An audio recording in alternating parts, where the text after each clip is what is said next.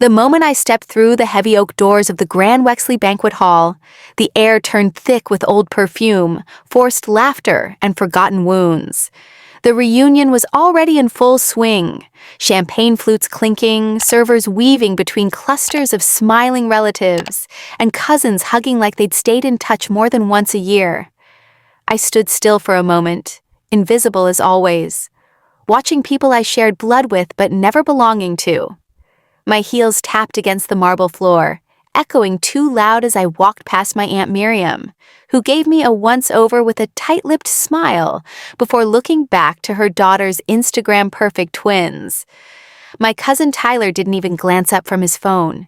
Even my mother only acknowledged me with a nod from across the room, already mid-conversation with my brother Nathan, who had arrived 15 minutes late and still got a round of applause like he walked on clouds. It had been 2 years since I last showed my face at a family gathering. 2 years of therapy, of rebuilding, of finally putting some distance between me and the people who define my worth with metrics I never agreed to. But even after all that, one call from my father, calm, insistent, loaded with subtext, had dragged me back in. "We're proud of everyone this year, Clara. You should come. Show your face. Proud of everyone but me." I had spent the week leading up to the reunion in a tangle of sleepless nights, second-guessing every outfit I owned, every answer I might have to questions about what I was doing with my life. The truth? I was doing just fine. I had opened a small but thriving design studio downtown, finally stepped away from the soul-sucking corporate job I'd once taken just to prove I could be normal, like Amanda or Nathan. But telling that to my family was like whispering into a hurricane. Dinner was announced, and we filed into the ballroom where long, white-draped tables lined the space like a royal banquet. I was placed between Aunt Miriam and the catering staff's bus station, right next to the swinging door from the kitchen, far from the center table where Dad, Mom, Nathan, Amanda, and her fiancé were seated like royalty. I sat quietly, nibbling on bread rolls and pretending to scroll through my phone while around me. Everyone laughed like they belonged to the same world. Occasionally, someone would look over and say, "Clara, you're still doing that art thing, right?" Or, "I didn't know you were back in town," as if I hadn't been living 10 miles away this whole time. Then it happened. The clinking of a spoon against a wine glass drew everyone's attention to the main table. My father stood, his graying hair slicked back, his tailored navy blazer hugging his broad shoulders. He held up his glass, and like trained birds, everyone fell silent. "I just want to take a moment," he said, his voice carrying easily through the hall, "to recognize how proud I am tonight. Amanda, you continue to amaze me with your brilliance and poise. Your new promotion and the way you carry yourself. I couldn't ask for a better daughter." Applause. "Nathan, buddy, your promotion to VP and the way you've been handling the family investments. Just, wow, your mother and I are proud every single day." More applause, some cheers. He turned, gesturing around the room. "And all of you, in your own ways, starting families, building careers, giving back. It fills me with joy." Then he looked in my direction. I felt it before he even opened his mouth. That prickle down the back of your neck when you know you're about to bleed emotionally in public. "And Clara," he said, pausing just long enough for the air to thicken. Well, we all know Clara's always been the free spirit, still finding her path. A few forced chuckles, some awkward glances. I felt my face flush, my ears burn. But he wasn't done. "She's got her own way of doing things," he added with a smile that wasn't kind. "Maybe next year we'll have something to toast about for her too." The laughter was sharper this time. A few clapped, unsure. I looked around the room and saw only eyes that refused to meet mine. I rose slowly. I didn't scream. I didn't cry. I didn't throw my glass or curse anyone's name. I simply pushed my chair back and stood as straight as I could. "For what it's worth," I said, voice calm but loud enough, "I'm proud of myself, even if none of you are." And then I walked out of the hall, past the blinking lights, past the coat check and the valet who looked confused.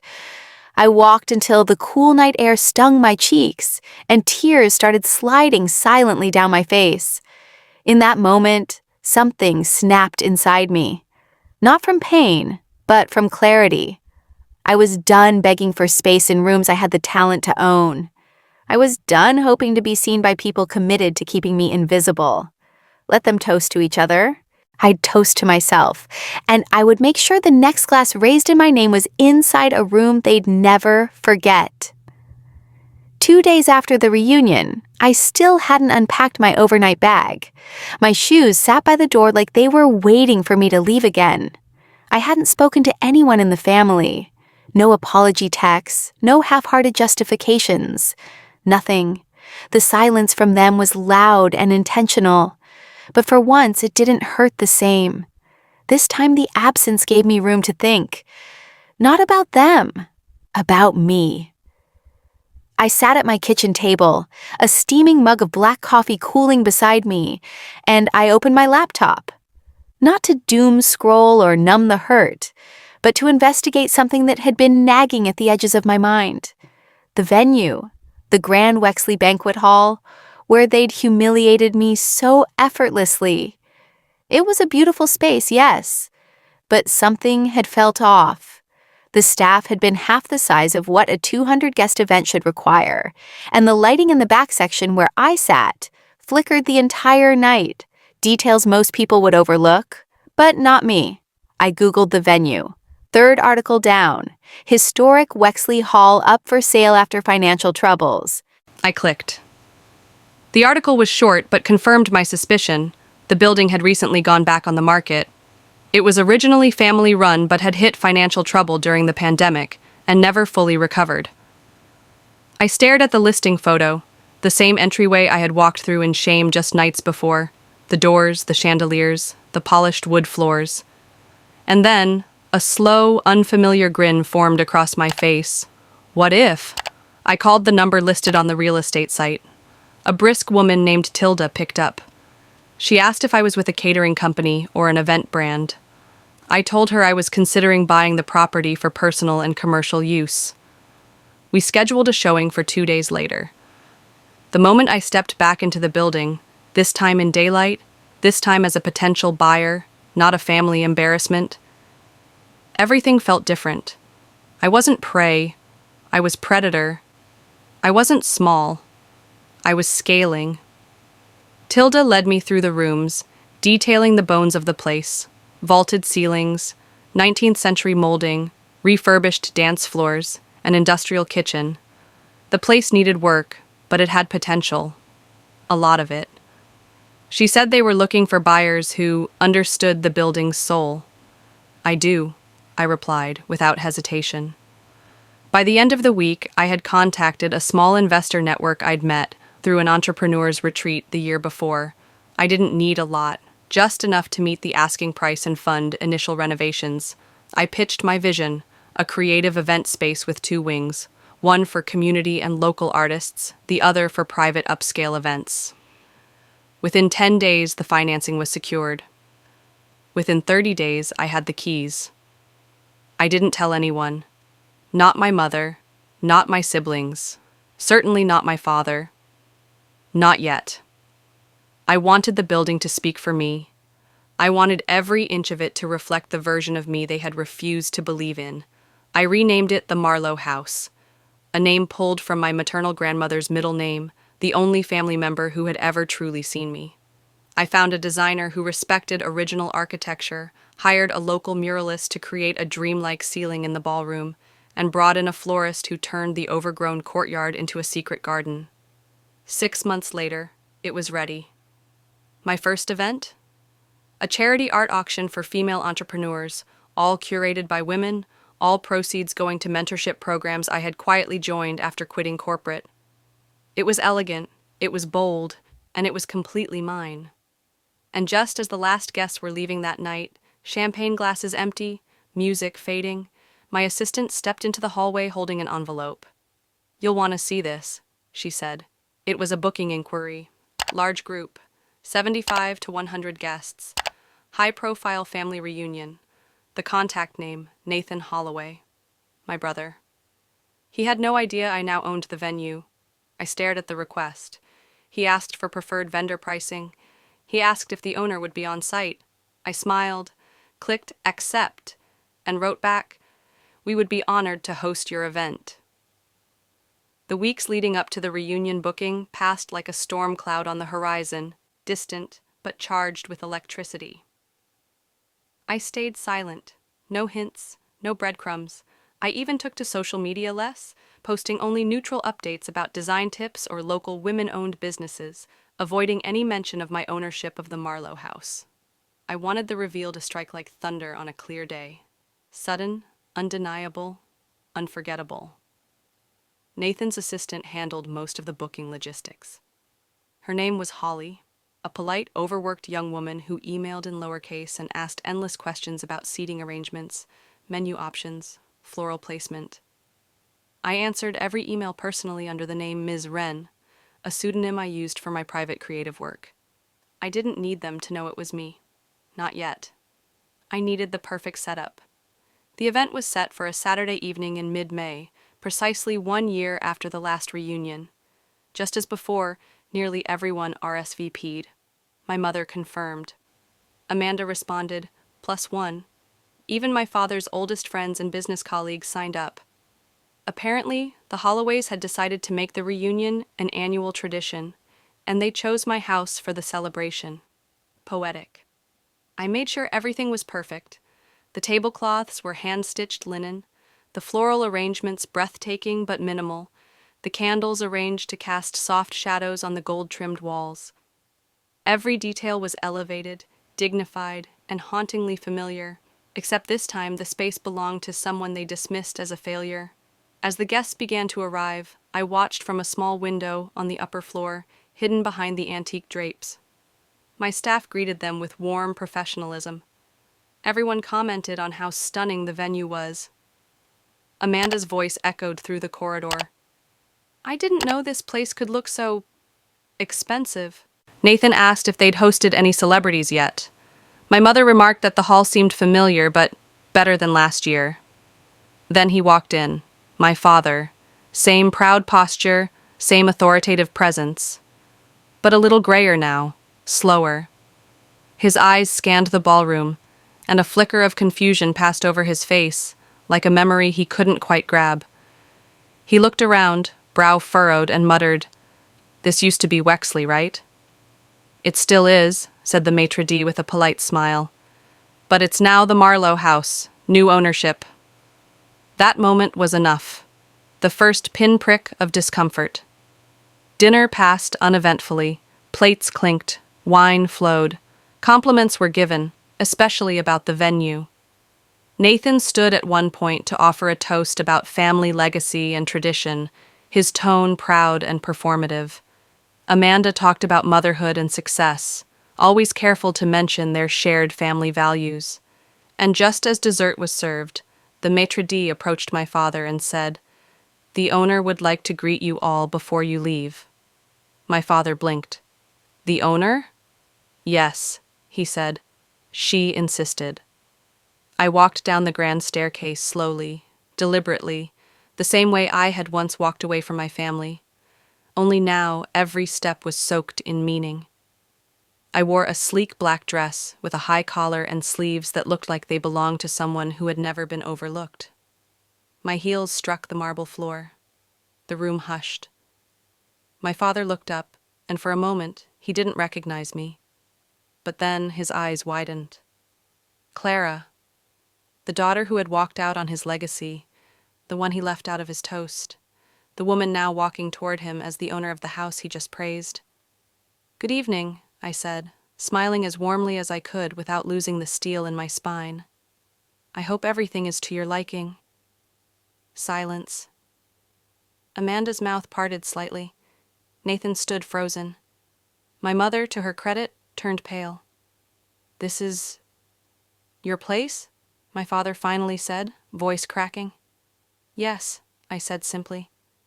"I bought it a few weeks after last year's reunion. I thought it deserved better memories." A few people clapped awkwardly, unsure of whether this was triumphant or tragic. I let the silence stretch. I wanted to thank you all, I continued, because without your complete and utter disregard for who I am, I might never have discovered what I could become. My father opened his mouth to speak, but I raised a hand. I'm not here for apologies, I said. I just wanted you to know that every step you tried to erase me only made me build something bigger.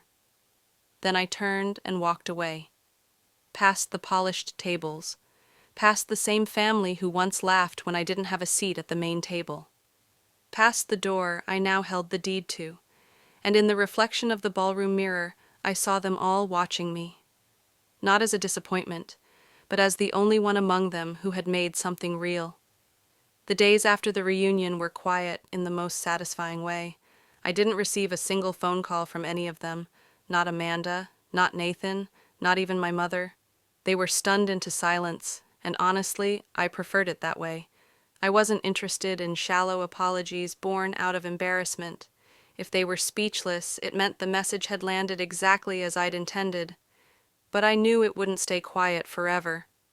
By the end of the week, a formal envelope arrived at my office. It was embossed with my father's law firm insignia. Inside, a neatly folded letter in my father's impeccable cursive. Clara, I don't know how to express what I felt watching you walk into that room.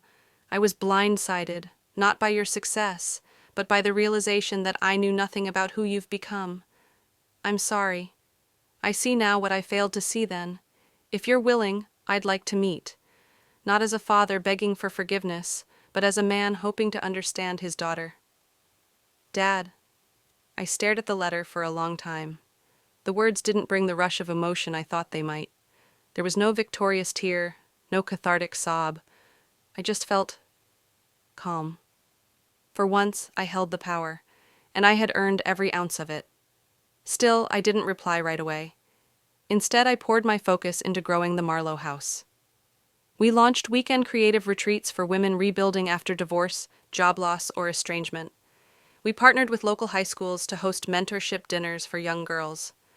The ballroom echoed with stories of resilience and reawakening. Then one morning, while prepping for an artist showcase, my phone buzzed with a name I hadn't seen in over a year, Amanda. I considered letting it go to voicemail, but curiosity won. Clara, she said, her voice unusually subdued. I know I have no right to ask anything of you, but I need a favor. There was a long pause. It's Mom. She's sick. Stage 3. She didn't want you to know, but things are getting worse. I leaned against the window, my breath catching for the first time in weeks. I'm not calling for pity, Amanda added quickly. I just thought you deserved to choose if you want to see her before. Before. The word hung between us like smoke. I walked into the hospital 2 hours later. The sterile smell, the low beeping of monitors, the quiet shuffle of nurses. All of it stirred something dormant in me.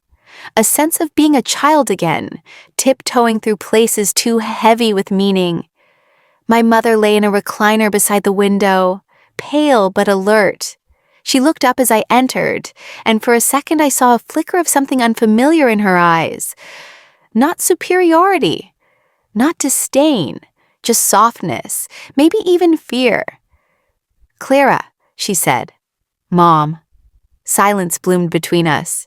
She gestured weakly to the chair across from her. I sat.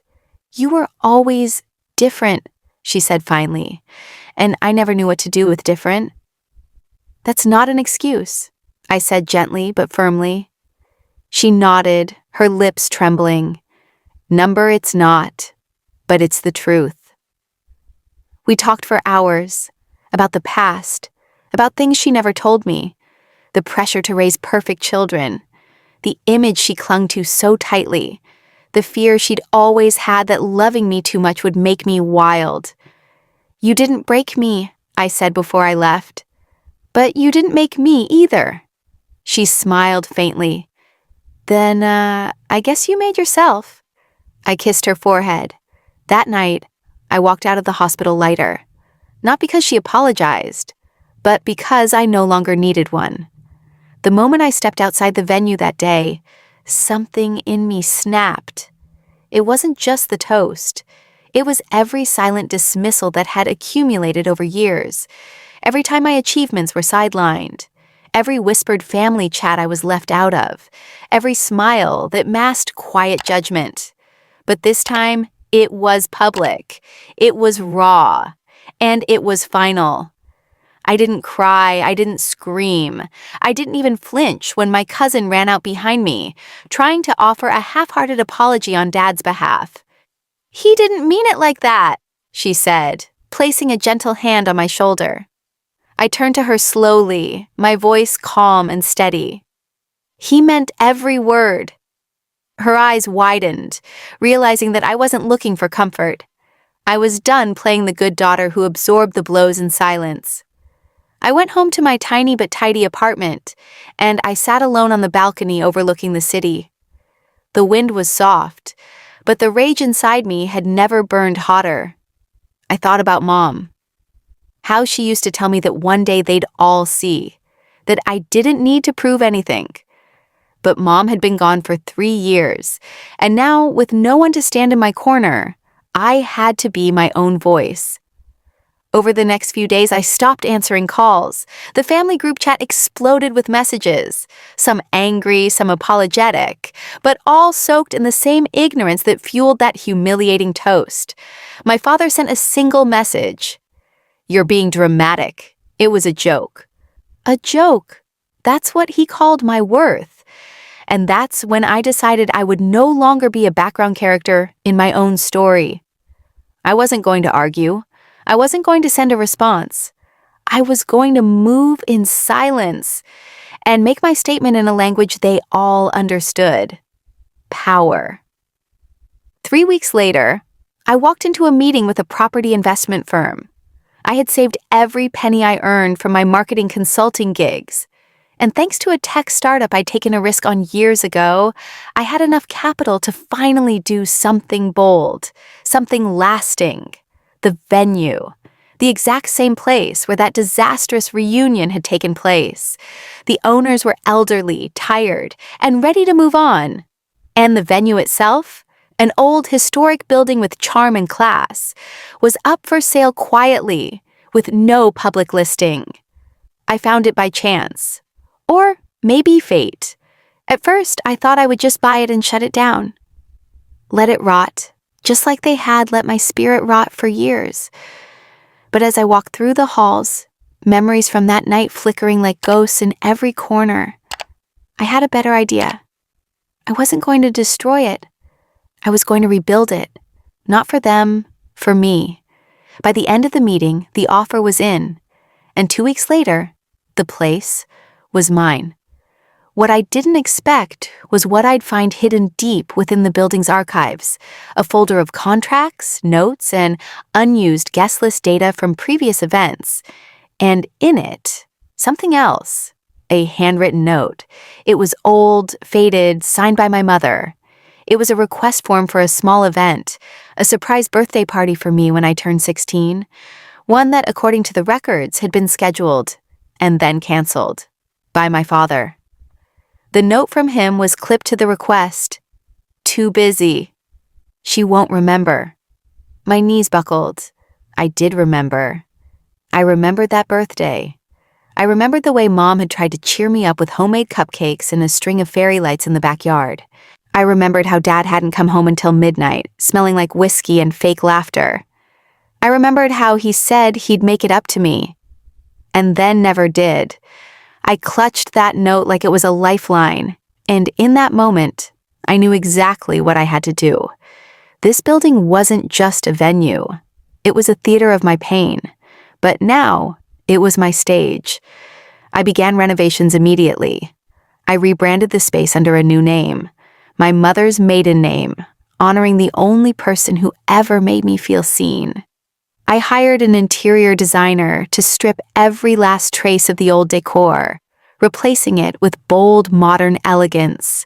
Every tile, every wall, every fixture became a symbol of rebirth. And then, just as the final chandeliers were being hung, I got a call from my cousin. "Dad's planning another reunion. she said. He wants it at the same venue. He doesn't know you bought it. I smiled. Tell him it's available. And just like that, the pieces began to fall into place. I had no idea that what would unfold on that night would go far beyond what I had imagined. Secrets would be spilled, faces would pale, and the truth would finally have its moment in the spotlight. But I was ready. Because for the first time in my life, I wasn't afraid of being the outsider. I was the owner. I arrived early the day of the reunion. Not as a guest, but as the owner. The Marlowe house, as I had now renamed it, was glowing. Gone were the dusty curtains and faded portraits of men in tuxedos who had long since faded from relevance. In their place were bold paintings by local women artists, sculptures that dared to take up space, and rich gold-lined mirrors that reflected back strength, not vanity. Staff greeted me with warm smiles. I wasn't their client. I was their boss. I walked the halls slowly, heels clicking on the polished marble, reliving 1,000 small humiliations, as if they were shadows clinging to the walls. But I didn't flinch. I had designed this space to outgrow the ghosts. I wore a dress my mother would have loved. Deep green silk, off the shoulder, subtle gold embroidery at the seams. Understated, but regal. When I passed the ballroom, I paused to take it in. My breath caught. They had no idea what they were walking into. The guest list remained the same. The caterer had been upgraded. My silent doing. The decorations were tasteful, understated, and completely in line with the exact traditional taste Dad always preferred. I had ensured it. No reason to give him an excuse not to show up. The event started right on time. I didn't stand at the door to greet them.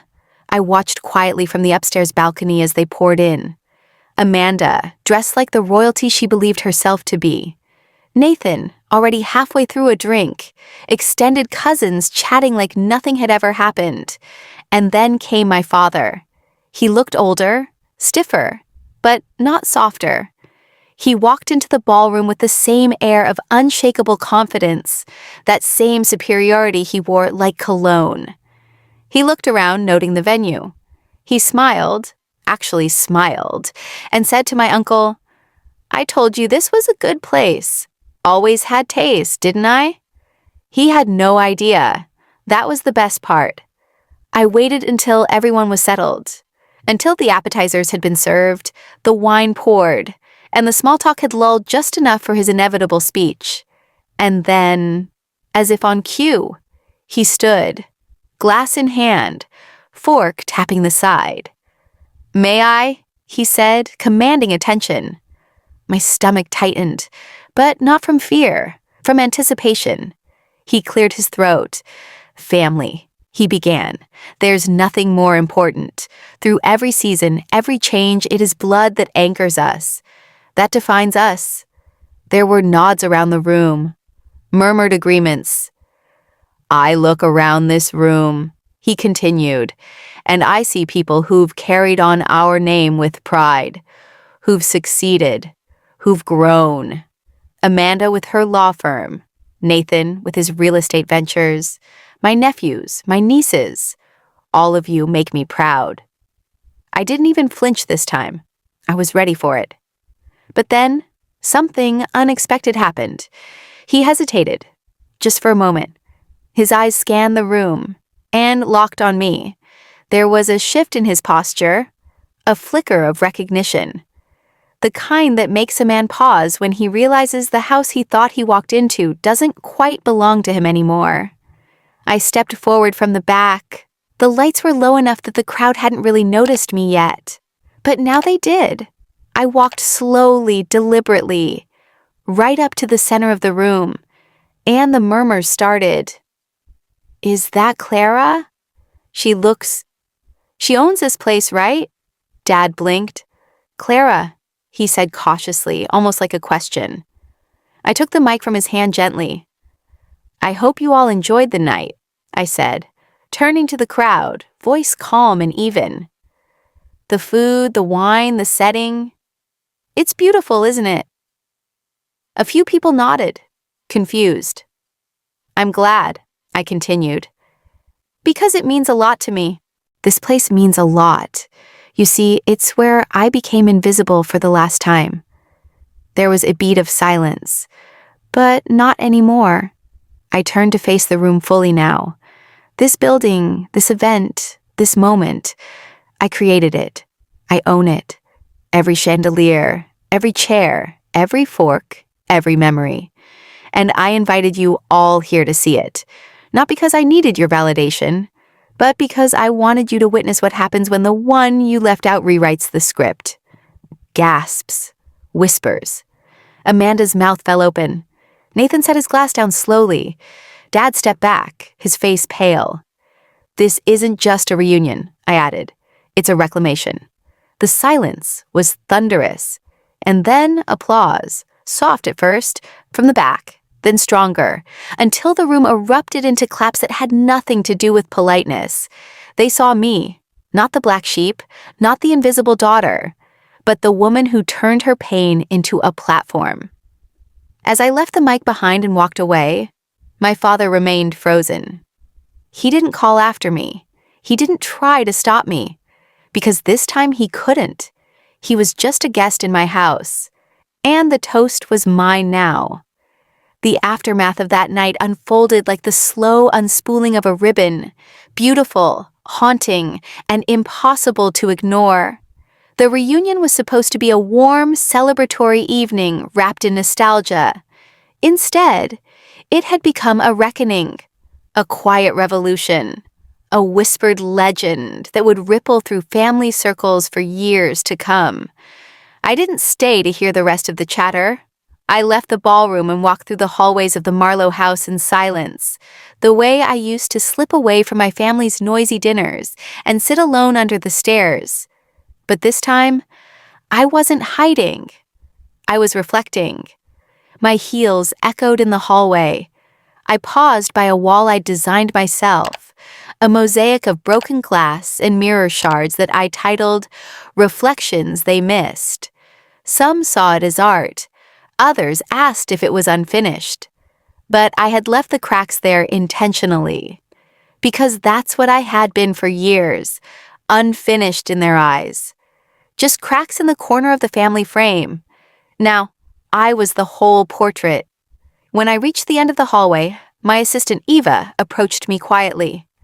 She was holding something. It came in this morning, she said, handing me a small velvet box with no note.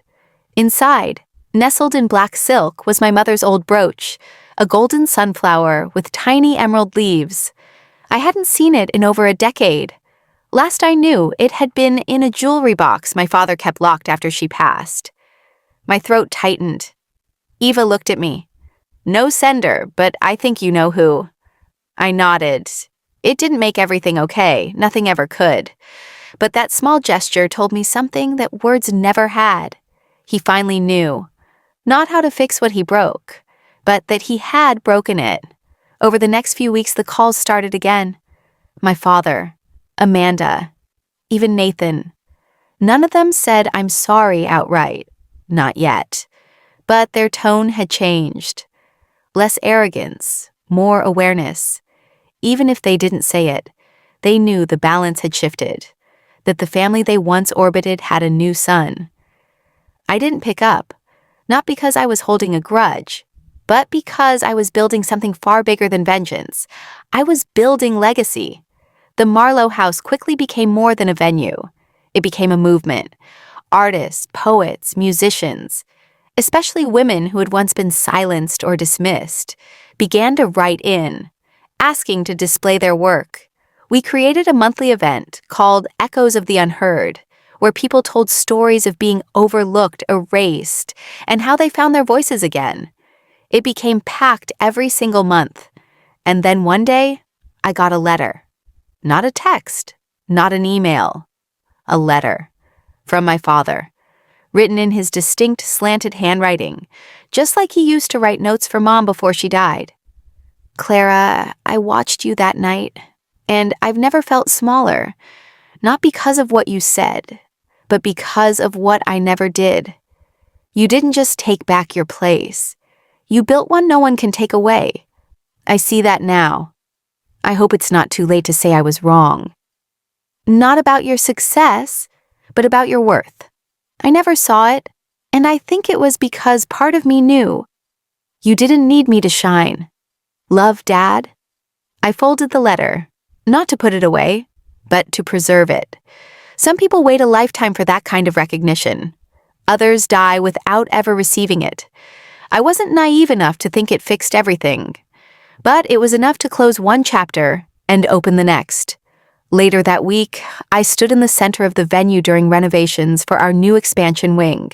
The team had begun construction on a library, a space for women's stories, archives, letters, and memoirs that had never been published. A physical manifestation of all the voices the world tried to forget. I thought of Mom again, how she used to read poetry to me on stormy nights, how she used to say, "One day the storm will be inside of you, but you'll know how to use it." She was right, and I had. The last thing I did that night before locking up was walk to the ballroom, turn out the lights, and whisper to the empty room, "You should have been proud of me then." But I'm proud of me now. And honestly, that was the only toast I'd ever really needed.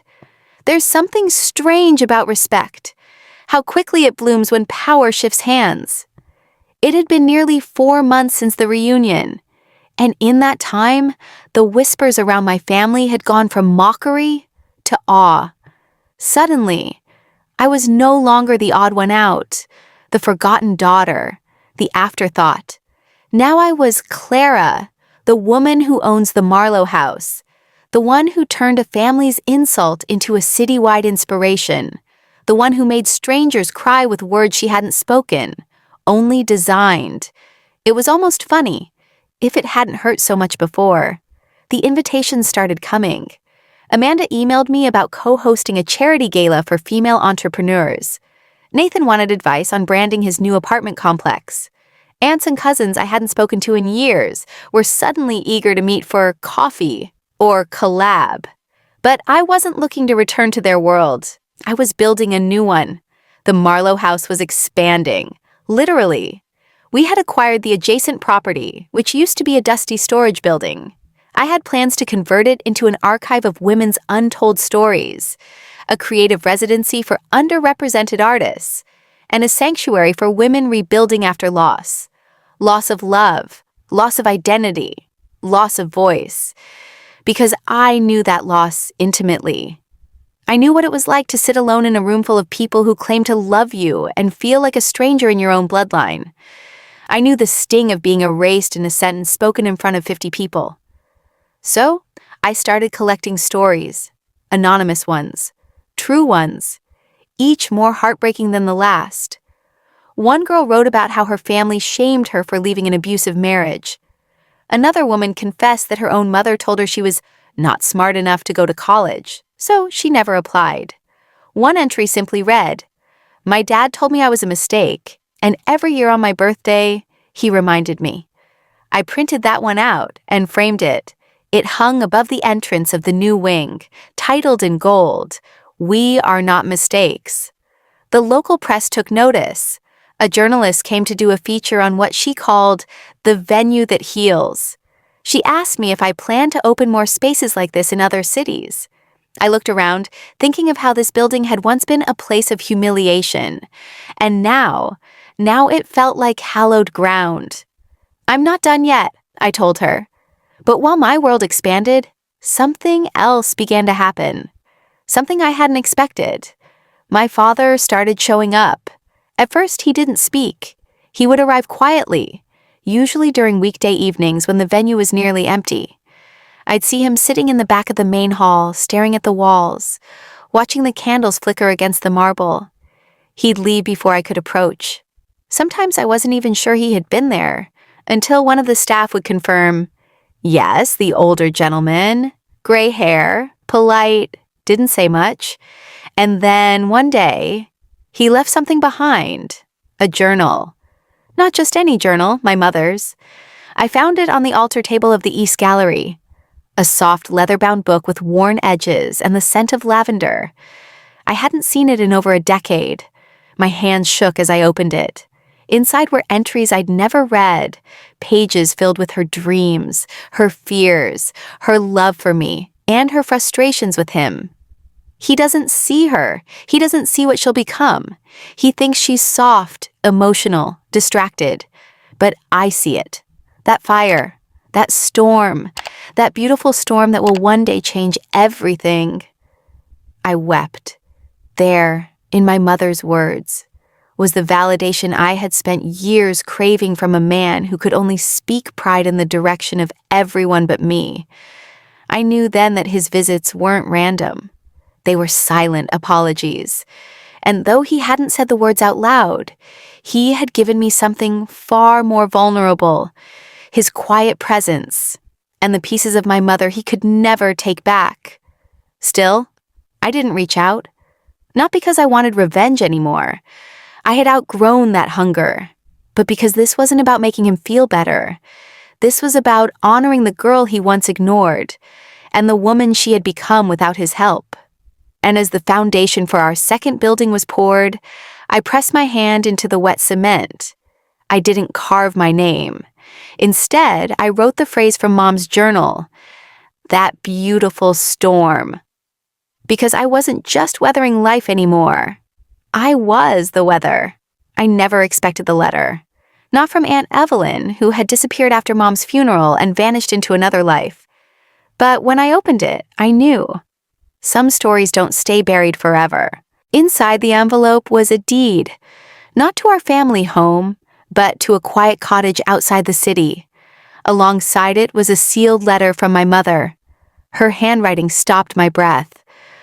"Clara, if you're holding this, I couldn't say what I wanted while I was alive. There was another life I lived, one with Sarah. We loved each other. But I wasn't brave like you. I stayed, and I faded. You don't have to. I'm giving you the house we made together, the place where I was free. Now it's yours. Keep it alive, and never silence your truth for anyone. Not even blood. Mom." I visited the house alone. It was untouched, still full of warmth despite the years. I found photos of them together, curled up with books, dancing barefoot on wooden floors. There were love letters in drawers, poetry in margins. My mother had been whole in that place, with someone she couldn't acknowledge publicly. And suddenly, I understood her sadness. The things she passed down to me weren't just mannerisms. They were scars. I left that house knowing what I had to do. Her story would no longer be hidden. Her name was Marion, launched quietly. I didn't expect it to explode, but it did. Women wrote to me from all over the country, sharing stories they'd never dared say out loud. Women who left marriages found themselves, reclaimed stolen voices. The Marlowe house became a pilgrimage. One night, during a reading, I noticed him in the back. My father, silent, hands folded, watching. I didn't stop. I read the part where he toasted everyone but me. I read the part where I left the room and bought the building. I read the part where I found my mother's truth in the house he never spoke of. When I closed the book, the room clapped. But he stood. "I was wrong," he said. "I see that now. And I see her now." He didn't ask for forgiveness.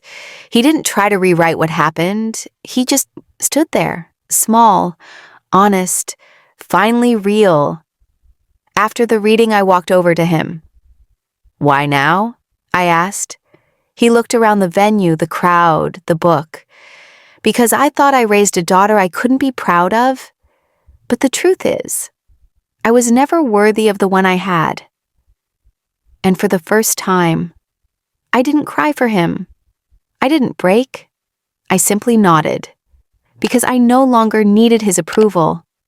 I had built a life out of everything they left out of theirs, and this time I raised the toast to every daughter who stopped waiting to be seen and became the vision herself.